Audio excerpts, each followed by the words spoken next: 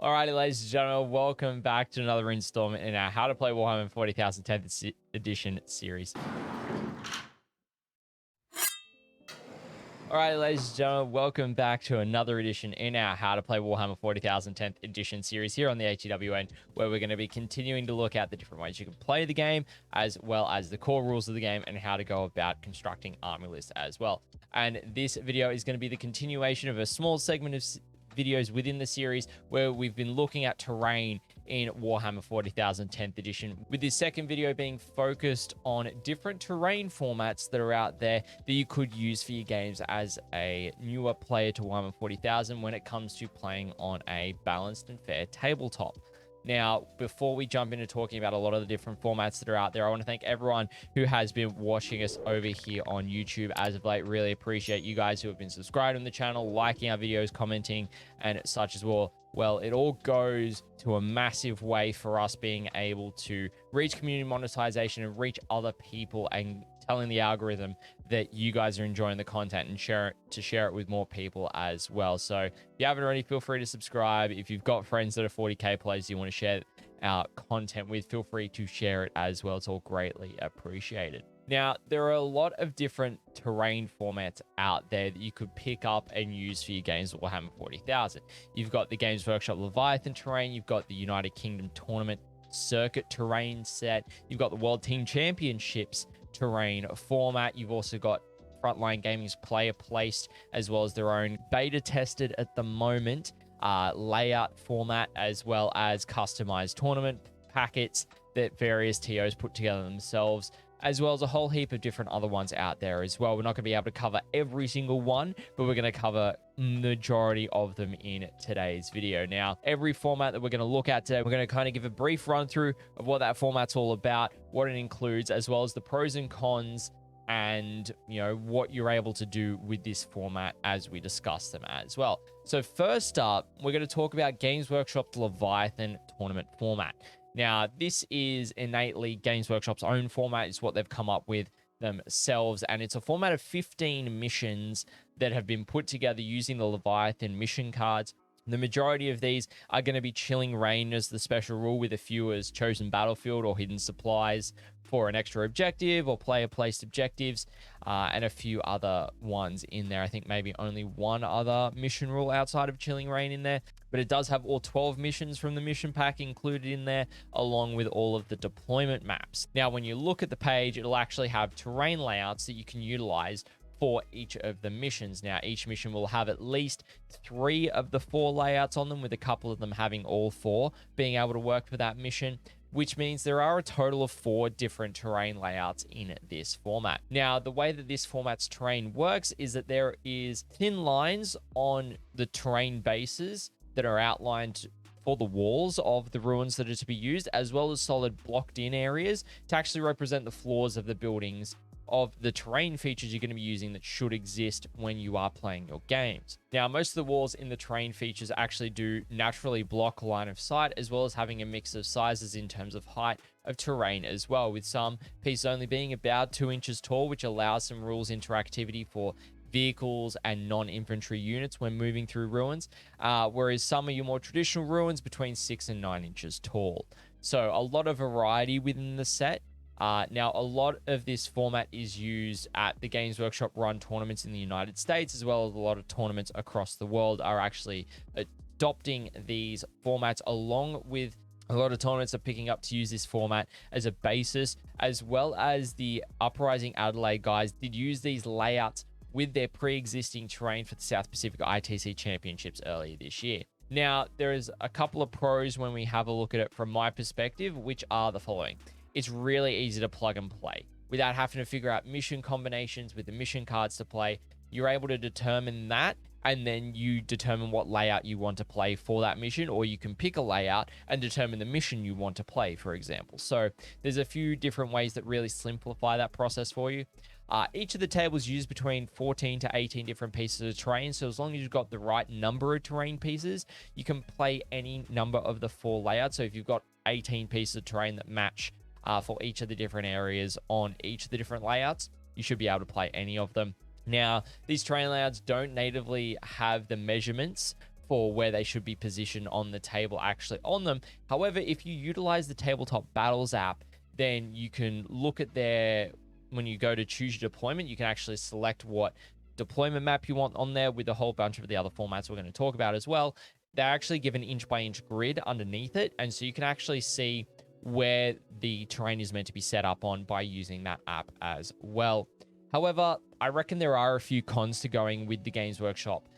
format. However, now the terrain layouts do have the long table edges and the short table edges fully exposed from end to end, meaning there's 4 different 4-inch wide minimum fire lanes for you to shoot at your opponent across the entire board edge, deployment zone to deployment zone, or after moving into turn 1 into the right spot. So it means there's a lot of different fire lanes that are quite open on this format of terrain, depending on the maps you do play on. And it can also be hard to figure out balance when you're wanting to change up the mission rule or the deployment for some of these missions as well, as it'll actually impact upon the balance with how they work with the GW terrain layouts. You will need the right style of terrain with the right floors, wall lengths, corners, to properly set up the table of terrain to this format, particularly around the 2-inch ruins. As I've said, allowing vehicles, mounted units, other non-infantry units to be able to move over them. Otherwise, they might be stuck, particularly on some of the maps where they are in your deployment zone, and you can actually have units fully stuck behind them for the course of the game, not being able to do anything if you don't have something there that is that 2 inches of height to enable you to move over to and be able to maximize, you know, your egress points out of your deployment zone, as well as different fire lanes you can have access to. Now, some of these layouts will also leave the middle feeling quite sparse in terms of the terrain and quite open, meaning that while you're playing, it can leave your army feeling quite exposed on the table, even though there are ruins and you can't necessarily shoot through them. They can feel quite sparse in the middle, whereas your corners are all quite dense, which is really interesting. And I found that during playtesting that it doesn't necessarily feel as great when you're playing that on the table. However, overall, the Games Workshop layouts work sufficiently if you have the right terrain to make use of them, but can be limiting in terms of potential mission play, with only having a possible close to 45, if not 50 mission combinations when you factor in the terrain layouts when you play one game for the one mission on each of the 3 different layouts. So there's some variance there, but again, it can get limiting over time as well. Now, the next format we're going to look at is the United Kingdom Tournament Circuit, which is the UKTC, as what it's commonly referred as. Now, this format, as the name suggests, is primarily used in the United Kingdom's tournament scene for their national circuit. The terrain features that they use are a combination of large L-shaped buildings, medium L-shaped buildings, as well as small L-shaped buildings with a mix of sizes. So it might be 1-to-1 on the L's in terms of the length and the depth, or they could actually be a bit shorter on one side and a bit longer on the other and such as well, like similar to one of the other formats we're going to talk about in the future as well. And these terrain features also have a mix of naturally line of sight blocking pieces as well as open levels as well. Now, the format has got 6 predetermined deployment mission rules and primary missions to utilize with these terrain layouts within the format. However, unlike the Games Workshop layouts from their own document, these tables actually show on a grid where the terrain layout should be positioned on your table and where it should be placed, so you know exactly where to put it in the one format document rather than having to use an external app. Now, I would say that this format's got a couple of different pros to it that I can see. Now, each of these layouts do use the same amount of terrain when you are playing your games, which means once you have the right amount of terrain pieces, you can actually play any of the 3 densities. Now, with each of these maps being tied to a deployment type, it makes it easier to change to a different mission rule and a primary mission in use for each of the layouts for their deployment that they are designed for. So that's something else that you can bear in mind, probably a bit more malleable than what the Games Workshop layouts are. However, there are a few cons when it comes to this format. These tables of terrain only use bases on a few of the terrain pieces, which means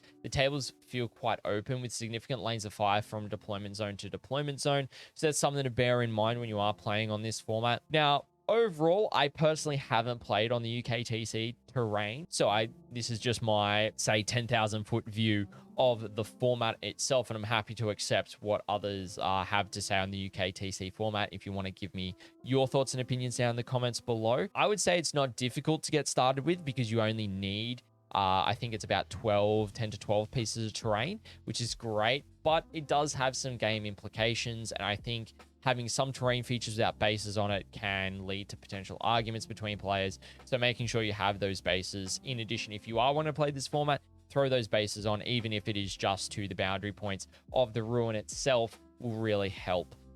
maybe change things up a little bit for this format. Now, the next format, and probably the most widely played format, is known as the World Team Championships format, commonly known as the WTC format. Now, this format uses 2- and 3-story L-shaped ruins, as well as containers, with the 3-story L-shapes being completely line-of-sight blocking, and the ground floor of the 2-story L-shaped ruins being line-of-sight blocking as well. Now, they have only 4 of the 5 different deployment maps, with Dawn of War being omitted from this format. Now, I will add a bit of context here that it is a team championships format, and the WTC guys are not fans of Dawn of War whatsoever, but I'm sure, and I've seen this before, that you can probably adapt some of the other deployment maps to work with Dawn of War if you wanted to. Now, within the format, each deployment type have got different styles of terrain layouts, which refer to the terrain density, which are medium, light, and heavy. Each table has got at least 12 pieces of terrain, with the pieces that are used for each layout varying between how many 2-story and 3-story L-shaped ruins are on the table. The light has only got 2 of the 3-story L-shaped ruins, the medium has only got 4, and the heavy has got 6 of the 3-story L-shaped ruin. Now, with the WTC being designed for teams gameplay and 8-player teams for Warhammer 40,000, they've put together a series of 8 tables for each of the different deployment maps, with each set having 2 heavy, 4 medium, and 2 light tables. With 10th edition, they've also updated their layouts to include what's commonly referred to as super ruins, which are a combination of 2-story and 3-story L-shaped ruins being pushed together with their bases, and you aren't able to actually physically see through them at all. Now, there are non-teams tournaments I know of in Australia that utilize the WTC terrain format, where they will set a single layout for each round, with the layout being one of the ones that are used for that mission, or they could end up setting up a few layouts for across the entire event to ensure that players are playing on roughly similar terrain with a little bit of variance across the event as well. Now, these pieces of terrain, excluding the containers, use bases to determine the terrain footprint on the tabletop as well, which is great to know when your models are actually on the ruins or they're off the ruins, for example, and being able to shoot through them and such. So there are some pros to coming to utilize this format. This format has a ton of different layouts from each deployment type, allowing you to have a lot of variety when it comes to terrain layouts and missions that are able to be played on those terrain layouts, as they are only kind of related to the deployment map over the mission rules and the primary mission as well. Now, once you have got 6 of the 3 stories and 8 of the 2-story L-shaped ruins, you'll actually be able to make all the different tables that you are able to play in the format, as well as the 2 containers that you'll need, or maybe you need 4 containers to the 2 stacks high. That's something else you'll also need with that one as well. Now, this format is the most commonly in use of teams terrain layout, even for 5-player teams, 3-player teams. So that's something to bear in mind, but is also commonly used for singles tournaments as well. The terrain maps are also on a grid, so you can accurately align the terrain on the table to ensure they're in the exact position of where they're meant to be on the tabletop for your games. However, there's a few different cons when you're wanting to utilize this format. It can be limiting in terms of how you interact with the terrain due to only having the 3 different terrain types in use. So you've got the 2-story L-shaped, you've got the 3-story L-shaped, and then the containers. You know, there's no 2-inch tall ruins that vehicles can move over and things like that. So it might lead to a bit more of an infantry heavy style force being utilized, or you know, other different detachments and more mobility for infantry units being favored. Over time, playing this format can become stale unless you're consistently changing up the terrain density that you're playing and the layouts that you are playing on, as well, as there is a large variety. And there's also 48 different layouts to choose from, so it can be harder to pick a layout to start with and know what's actually going to be enjoyable to play on. And then you've also got to pick the mission rule and the primary mission to go along with that, because the maps are related to the deployment type. So overall, the WTC format is probably one of the 2 most commonly used formats, both within Australia and globally, that I've seen within 10th edition, and it is a very good one to be familiar with and get some terrain for, to make sure you're able to be aware of that, particularly if you are playing in teams tournaments. Starting a collection of Warhammer 40,000 miniatures and getting everything that you need to be able to play the game can be quite expensive. Between the models, the codexes, hobby tools, and paints, the costs add up very quickly. And one thing that you need to be able to play great, enjoyable, and exciting games of Warhammer 40,000 is terrain, which can be almost as expensive as a full 1,000 point army, depending on the quality level of the terrain that you are getting your hands on. However, today's sponsor, Tip Top Terrain, seeks to change that entirely. Dan from Tip Top Terrain has designed two of the most commonly used terrain sets, the GW terrain set and the WTC medium terrain set, out of MDF that is affordable, functional, and easy to store. These sets are quite affordable, coming in at the same cost in Australian dollars as a new Space Marine Terminator box set, or if you're looking to add bases as well to play with those pieces of terrain on there, they come in at roughly the same cost in Australian dollars for the new Deathwing Knights box set as well. Now, as you can see, I'm assembling the WTC medium terrain set here, so you're able to see firsthand how easy they go together, as well as what they look like when they are finished. Dan has been working on some new detailed designs in addition to his simpler designs, with both terrain sets being strictly matched to the dimensions of the respective terrain layouts. With the option of being able to purchase the correct base sizes with the terrain, it allows you to play on the proper terrain layouts for either the GW or the WTC sets, meaning that you'll be able to use these predetermined sets for the terrain during your games, which will take away the burden of having to figure out how to set up a table of terrain on your own without the layouts as a newer player to the game of Warhammer 40,000, or these terrain sets will allow you to practice for the tournaments that you will be attending coming up, being able to utilize the same layouts and allow you to experience playing on them with your army list before submitting your list for a tournament and attending the event as well. The terrain sets are both easy to assemble.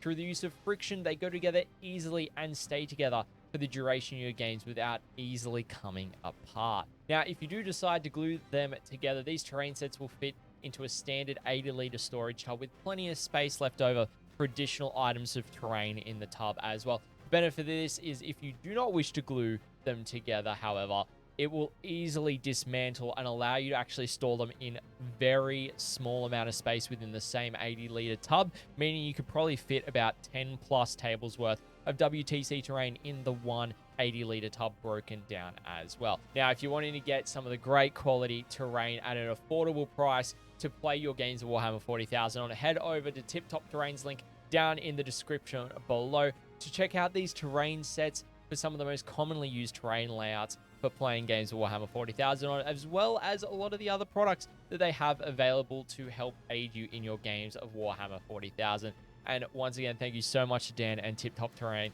for sponsoring today's video. Now, the next format we're going to be talking about is the Frontline Gaming Player Place Terrain. Now, this format has been around for quite a while during 9th and 10th edition so far. I know that Frontline Gaming is moving towards a more static format going forward as well, but we're going to let them get through their beta test and finalize that format before we actually discuss it in the future. Now, this format did rise to popularity in the United States at Frontline Gaming run tournaments after a lot of feedback in 9th edition, and the format works significantly different to the way a lot of other terrain formats out there work. The way that this format works is that each terrain feature has got predetermined terrain rules assigned to it for ease of use that is included in the tournament's player pack, so it's always important to make sure you read your players packs when you're attending tournament. The terrain features are generally divided across the table, determined by the center line of the table, determined by the deployment type that is also in use. However, unlike other formats, the players set up the terrain on their own table half instead of using a predetermined layout, unlike many other formats. Starting with the defender, players alternate placing one piece of terrain from their terrain pool on their half of the table. Once all of the terrain features within a player's terrain pool, all of the terrain features within each player's terrain pool must be placed on the table. Now, some tables will have a terrain feature in the center of the table already in place, but can only be moved if there is an objective marker in the middle of the table when you are playing that mission. And in such cases, the defender uses their first terrain placement to adjust this piece of terrain along the center line in the direction of their choosing, the minimum distance required to enable the placement of that objective marker, and you can only move it across the no man's land center line as well. Now, when you are placing the terrain in this format, there are a few restrictions. Terrain must be 4 inches away from either the table edge or any other terrain feature. Now, if there is a terrain feature with an asterisk marked on it in the player's packet, these terrain features must be at least 6 inches away from any other pieces of terrain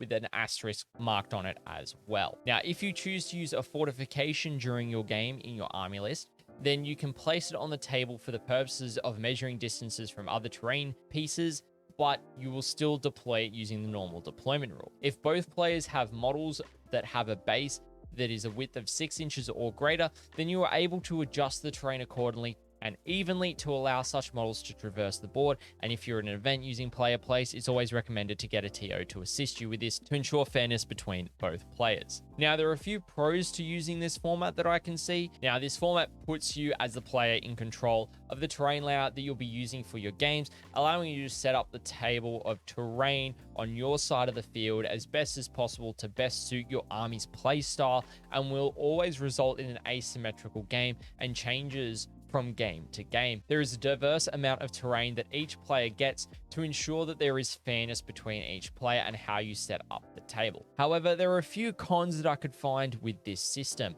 The format generally requires one of the Frontline gaming terrain sets, which if you're not in the United States, and say, for example, you're here in Australia, it can be quite expensive to get your hands on and get shipped over here to utilize. It is easy to learn, but it's hard to master. So when you're playing this format with someone who is more experienced, it means that they could get a significant advantage through the placement of terrain due to your lack of knowledge with the format. So this is probably one that you might steer clear of, at least initially, as a newer player to Warhammer 40,000. However, overall, I haven't personally played player placed myself, but if you do like adding another tactical element into your games, then this format might be the one that best suits you. Now, the last style of format we are going to look at is custom designed layouts. So these ones could be custom designed from a tournament organizer that put together their own tournament layouts for use, whether at an RTT or at a GT, or just a custom design that you've put together for your own games.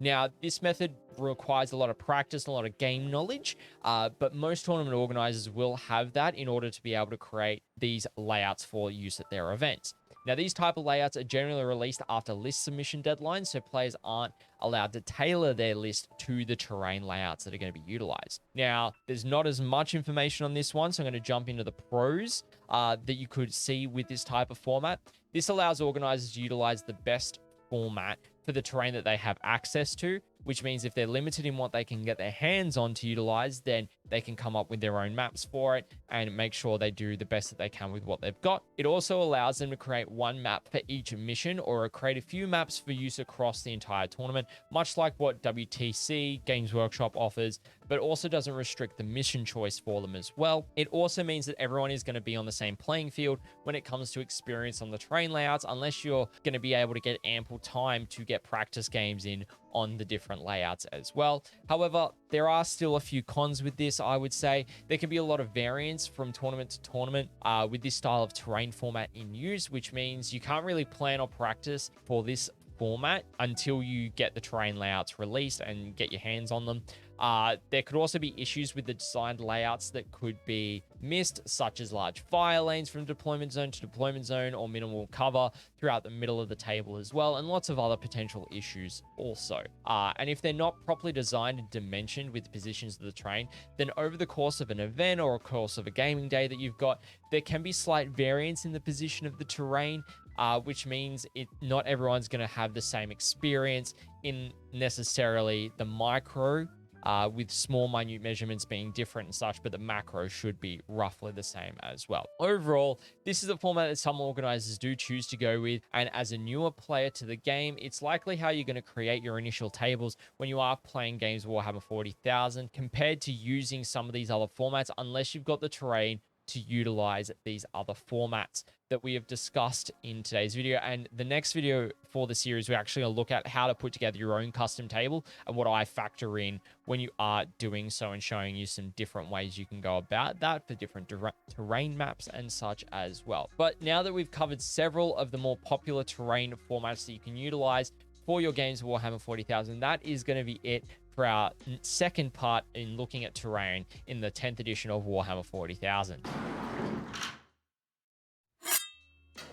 Alrighty, ladies and gentlemen, well, I hope that you have enjoyed today's video, enjoyed the information that I have shared about those 5 different terrain formats you could look at using for your gameplay. Now, as I did say, Frontline Gaming is working on a static format at the moment that's currently in beta testing, so I don't really want to discuss that one, and we may cover that in a future video as well to, you know, make sure to highlight the work that they're doing to improve upon their formats and stuff in the US too. But if you do have any feedback or comments on the formats we did discuss, feel free to let us know down in the comment section below your opinions, your thoughts, any questions you might have, any feedback on what we've said in the video as well. If you did enjoy the video, make sure to hit it with a like. And if you want to catch more content from us here at the ATWN, feel free to hit that subscribe button, turn on that notification bell so you'll be notified as to when we are releasing more content here on the network, from our How to Play 40K series, you know, from Sprue to Tabletop, tournament previews, South Pacific ITC snapshots, and tournament coverage as well. Also, if you want to catch us live where we're doing hobbying sessions and tournament coverage, and it's not here on YouTube, feel free to head over to Twitch and follow us at Australis TWN, where you're able to catch live hobbying sessions, myself, and tournament coverage there, tournament previews and the like as well. You can ask questions, interact with me a bit more, or whoever's on commentary also for the network, which is awesome. And I'd just like to take a second to thank all of our Twitch subscribers and our Ko-Fi members as well, who do financially support us here at the network. Really appreciate your financial contribution to do so. And if you do want to financially support us, you can either check out our Ko-Fi link down in the description below, where you can jump in and support us from as little as $5 Australian a month for a monthly membership, or you can head over to Twitch and sub on the Twitch channel. However, Twitch does take a 50% cut of our revenue over there, so Ko-Fi is probably the better option if you wish to do so. But ladies and gentlemen, thank you so much for watching, and I hope to catch you in the next video.